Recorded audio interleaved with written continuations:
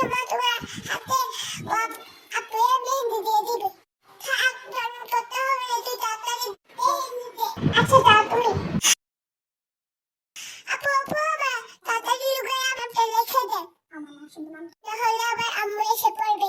আচ্ছা আপু